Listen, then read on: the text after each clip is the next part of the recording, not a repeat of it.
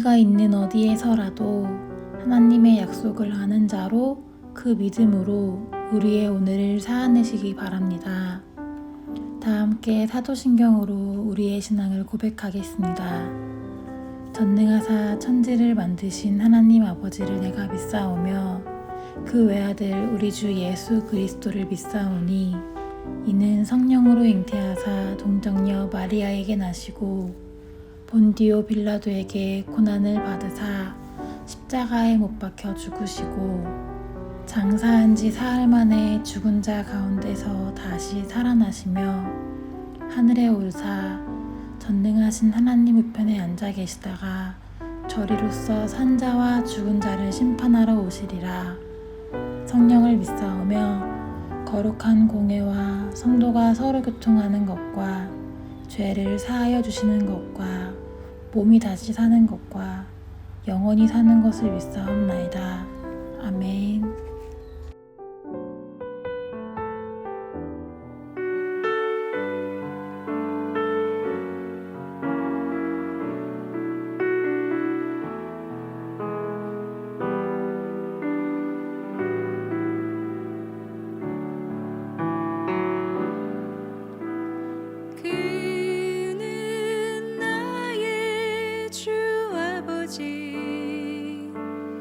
내 영혼을 불밭에 누이시고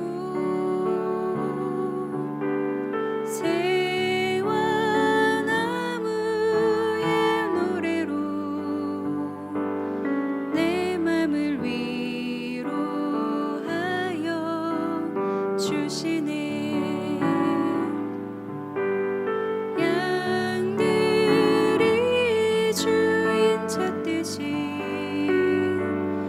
오직 한 분 목자인 내 주님을 내가 찾고 또 따르니 주 곁에 나를 메어 주소서. 주는 내 피난처 내 요새 되시니 내 피할 곳은 주뿐이네. 나 돌아갈래 본향 주의 집에서 내 주님 맞아 주시리. 양들이 주인 찾듯이 오직 한 분 목자인 내 주님을 내가 찾고 또 따르니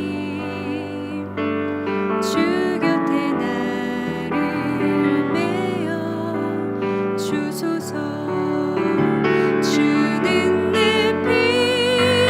피난처 내 요새 되시니 내 피할 곳은 주뿐이네. 나 돌아갈래 본향 주의 집에서 내 주님 맞아 주시리.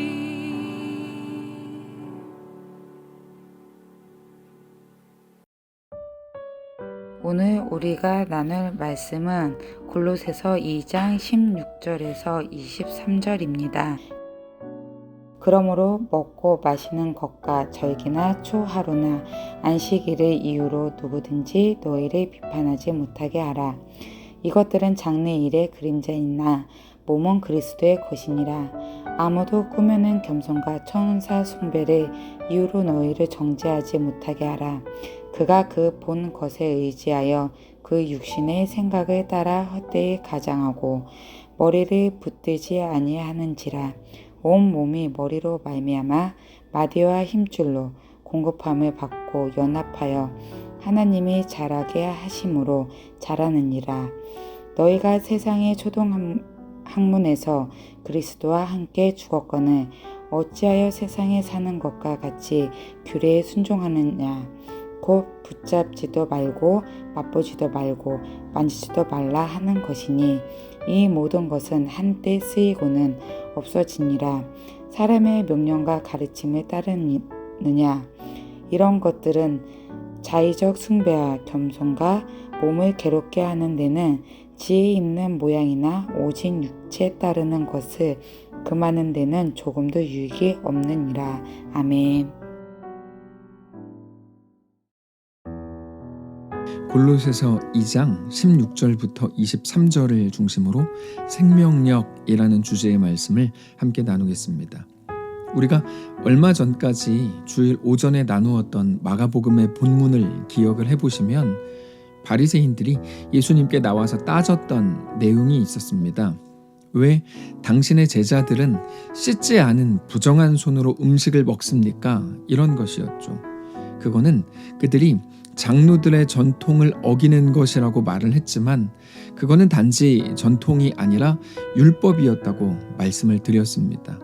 그때 예수님께서는 그렇게 따지는 바리새인들을 향해서 부정한 손으로 만진 음식이 속으로 들어가는, 그렇게 밖에서 안으로 들어가는 게 더러운 게 아니라 안에서 밖으로 나가는 게 더럽다.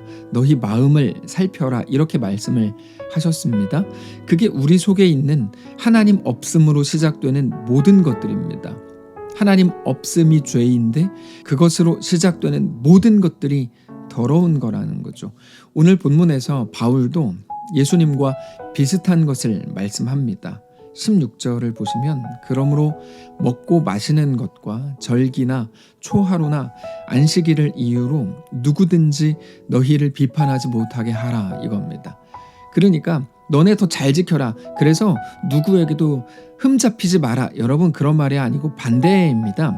먹는 것, 마시는 것, 절기를 지키는 것, 안식일에 무엇을 해야 되고 무엇을 하지 말아야 된다고 하는 그런 모든 율법적인 내용들이 더 이상 우리를 판단할 근거가 되지 못한다는 것을 기억하라는 겁니다. 근데 사실 이것은 율법에 얽매이지 말라는 의미이기도 하지만 그보다도 초대교회가 걸어야 했던 시대적인 분위기로 볼 때 금욕주의적인 기독교 행태에 대해 경계하라는 의미가 더 큰 명령입니다. 금욕주의가 기독교의 정신인 것처럼 말하는 사람들이 모든 것을 규제하는 방식으로 신앙을 유지시키려고 했었습니다. 그런데 그 시대 한가운데에서 바울은 기독교 신앙은 절대로 그런 게 아니다 이렇게 말을 하고 있는 겁니다. 그러면 기독교 신앙이 뭘까요? 기독교 신앙은 오직 예수님입니다. 예수로 꽉 차는 겁니다.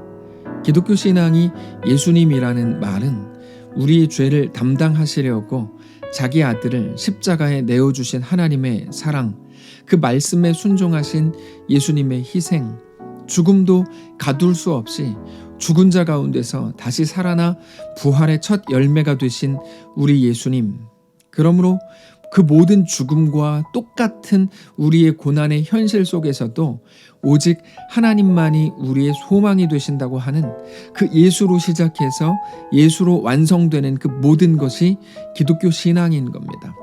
우리가 우리 현실을 살아갈 때 우리의 원하는 것대로 이루어지지 않는 모든 오늘의 일상 때문에 우리는 답답하고 고난이라고 느끼고 너무나 힘겹습니다.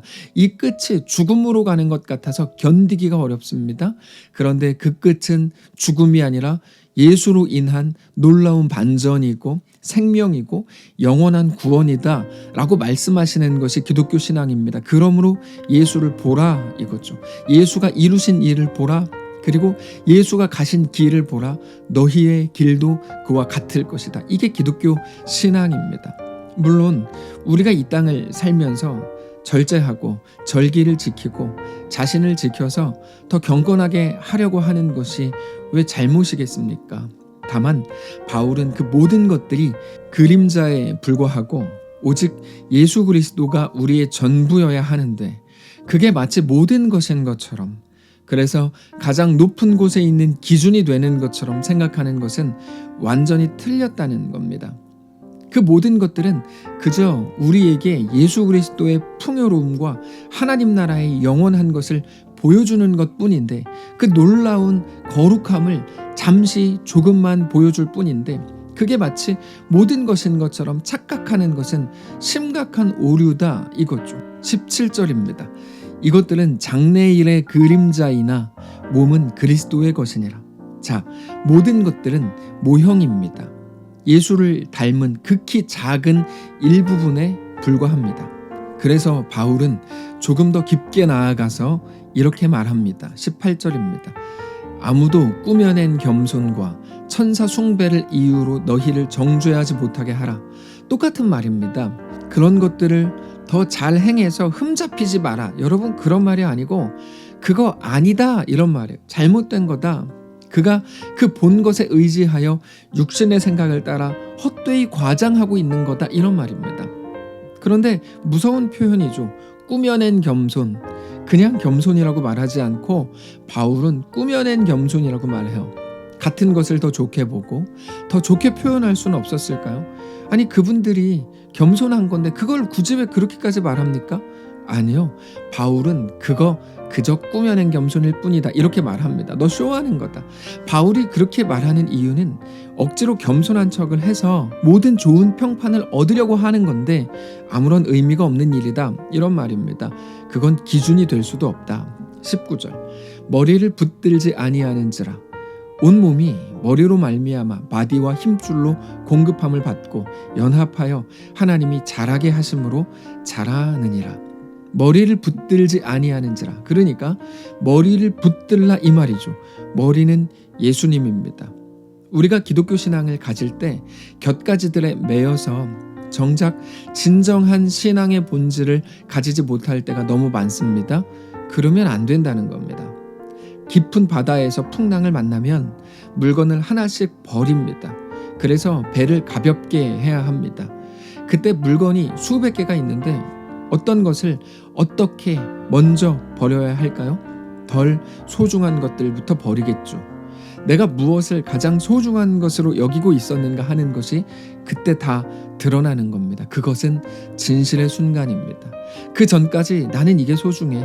나는 이거를 정말 아꼈어. 라고 이야기했지만 여러분, 그게 진실이 아니고요. 진실의 순간은 풍랑을 만난 그 순간이죠. 기독교 신앙에서 머리이신 우리 예수님이 언제나 우리의 중심이 되어야 합니다. 대단한 이름을 가지고 복을 받았다 그러고 존경을 받고 인정을 받고 또는 어떤 경건한 모습을 가지는 것이 왜 나쁜 일이겠습니까? 훌륭한 일이고 모두가 부러워하는 일입니다.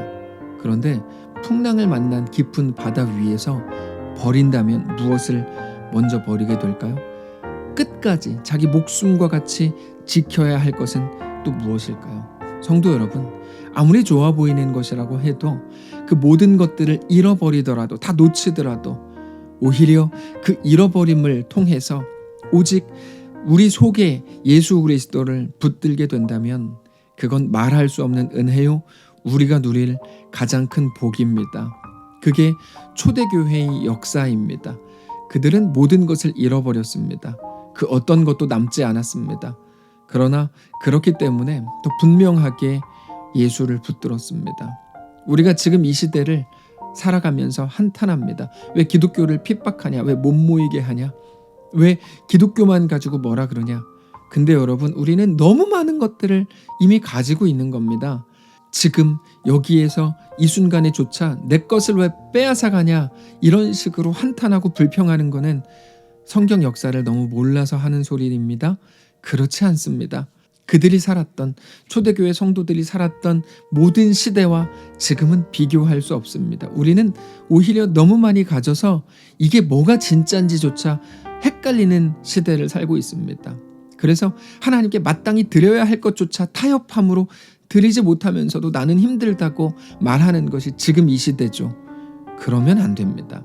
모든 것을 잃어버렸지만 영원한 생명이신 우리 예수님을 붙들었다는 것이 이 땅에 속한 모든 것을 가진 것과도 비교할 수 없는 최고의 은혜입니다. 그것을 오늘 본문을 통해서 이렇게 말씀하십니다. 20절입니다. 너희가 세상의 초등 학문에서 그리스도와 함께 죽었거든 어찌하여 세상에 사는 것과 같이 규례에 순종하느냐. 곧 붙잡지도 말고 맛보지도 말고 만지지도 말라 하는 것이니 이 모든 것은 한때 쓰이고는 없어지리라. 여러분 제발 한때 쓰이고 없어질 것들을 위해서 하나님과 타협하지 마십시오. 그게 얼마나 우리 영혼을 위험에 빠뜨리는 것인지 여러분 영적인 지혜를 가지고 보게 되시기를 바랍니다. 22절 계속 볼까요? 사람의 명령과 가르침을 따르느냐? 이런 것들은 자의적 숭배와 겸손과 몸을 괴롭게 하는 데는 지혜에 있는 모양일지 모르지만 오직 육체 따르는 것을 금하는 데는 조금도 유익이 없느니라. 여전히 기독교 안에 있으면서도 모든 것을 가지려고 하는 사람들이 많습니다. 예수의 이름으로 돈도 더 벌려고 하고요. 기도 열심히 해서 이 땅에 속한 좋아 보이는 것들을 더 많이 누리고 싶은 거죠. 그게 기독교 신앙이라고 말하는 정신 나간 사람들도 너무나 많은 시대가 지금 시대입니다. 그런데 사랑하는 성도 여러분, 오늘 우리가 가지게 된 복음이 무엇인지 정말 잘 알게 되시기 바랍니다. 모든 좋은 것을 얻기 위해서 하나님께 간구하는 게 아니라 반대로 오직 예수를 위해서 모든 것들을 기꺼이 버리실 수 있기를 바랍니다. 그게 우리가 가질 생명력입니다.